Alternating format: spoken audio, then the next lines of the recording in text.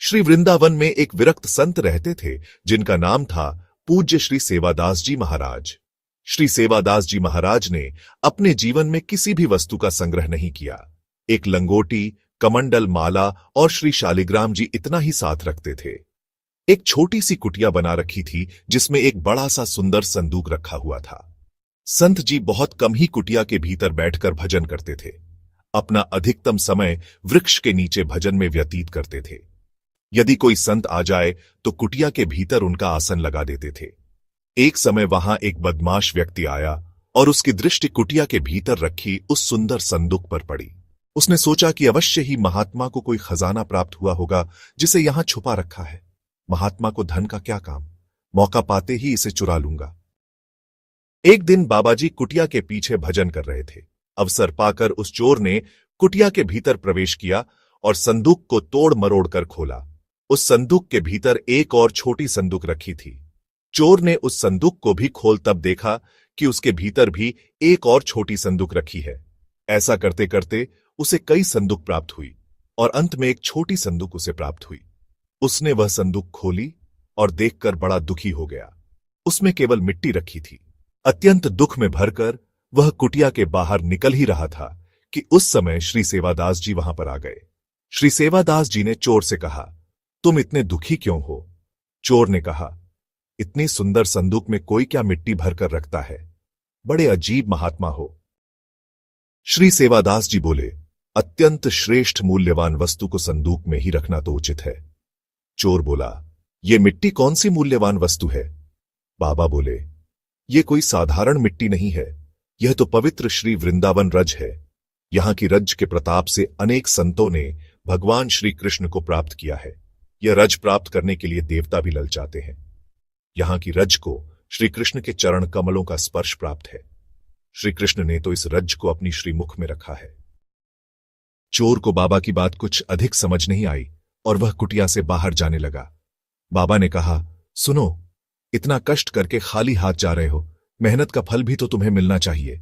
चोर ने कहा, क्यों हंसी मजाक करते हैं? आपके पास देने के लिए है भी क्या? श्री सेवादास जी कहने लगे, मेरे पास तो देने के लिए कुछ है नहीं, परंतु इस ब्रज रज में सब कुछ प्रदान करने की सामर्थ्य है।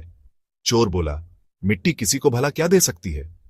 विश्वास हो तो यह रज स्वयं प्रभु से मिला सकती है।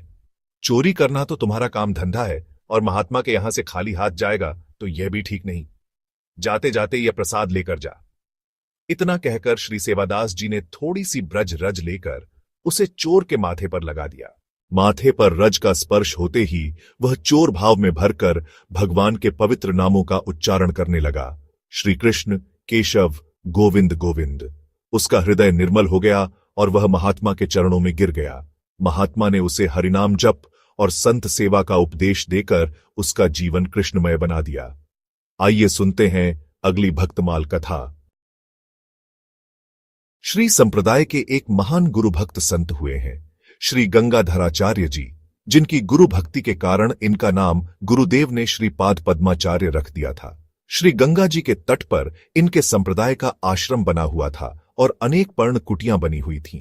वहीं पर एक मंदिर था और संतों के आसन लगाने की व्यवस्था भी थी। स्थान पर नित्य संत सेवा, ठाकुर सेवा और गौ सेवा चलती थी। एक दिन श्री गंगाधराचार्य जी के गुरुदेव को कहीं यात्रा पर जाना था।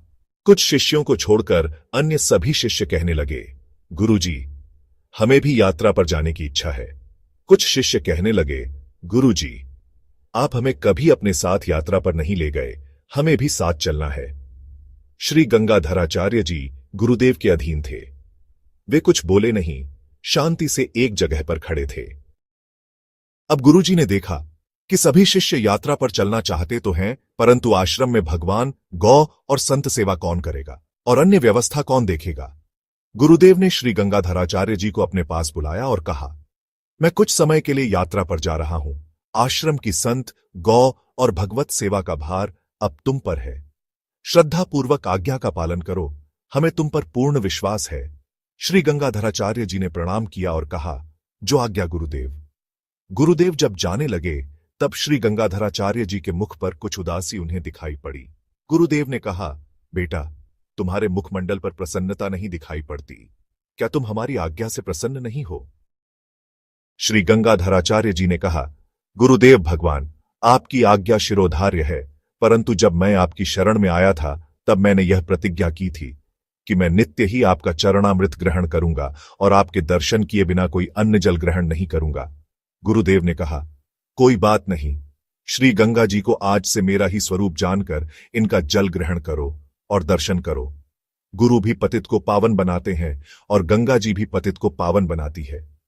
श्री गंगाधराचार्य जी ने कहा, जो आज्ञा गुरुदेव और चरणों में प्रणाम किया, अपनी अनुपस्थिति में अपने समान गंगा जी को मानने का उपदेश देकर चले गए।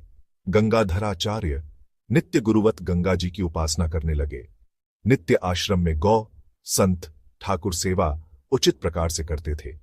अतिथियों का सत्कार और प्रसाद बनाना, स्वच्छता आदि सब कार्य अकेले ही करते थे। प्रातःकाल श्री गंगा जी का दर्शन करते और गंगा जल गुरुदेव का चरणामृत समझकर ग्रहण करते थे। आरती करते और दंडवत प्रणाम निवेदन करते। अन्य कोई शिष्य श्रद्धापूर्वक स्नान करते थे, परंतु पाद पद्म जी हृदय से ही श्री गंगा जी की वंदना पूजा करते थे। गंगा जी को गुरुदेव का स्वरूप समझते थे और गुरुदेव के शरीर पर चरण कैसे पधरावें, इससे तो पाप लगेगा, यह सोचकर कभी भी गंगा जी में स्नान नहीं करते थे। इनके हृदय के भाव को न जानकर दूसरे लोग आलोचना करते थे। अन्य शिष्य गंगाधराचार्य जी की बहुत प्रकार से निंदा करते हुए कहते थे, गुरुजी बाहर क्या चले गए, इसने तो गंगा स्नान करना बंद कर दिया, जाकर कुएं पर स्नान करता है। कुछ दिनों के पश्चात श्री गुरुदेव जी लौटकर आए और अपना आसन आश्रम में रखा। अभी गुरुजी को आए कुछ ही देर हुई थी कि गंगाधराचार्य जी की निंदा करने के लिए कुछ शिष्य पहुंच गए।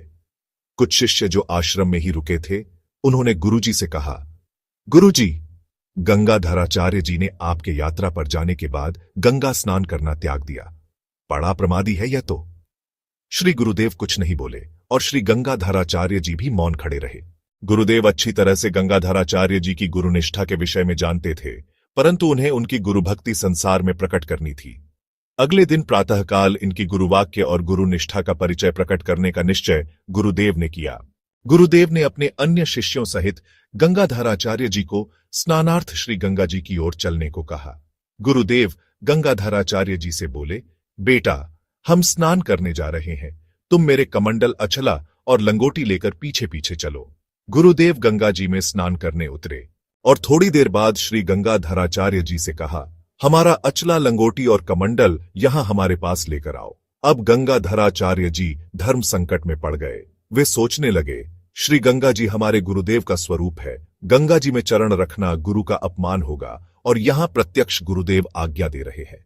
अब तो श्री गंगा जी और गुरुदेव ही हमारे धर्म की रक्षा करेंगे।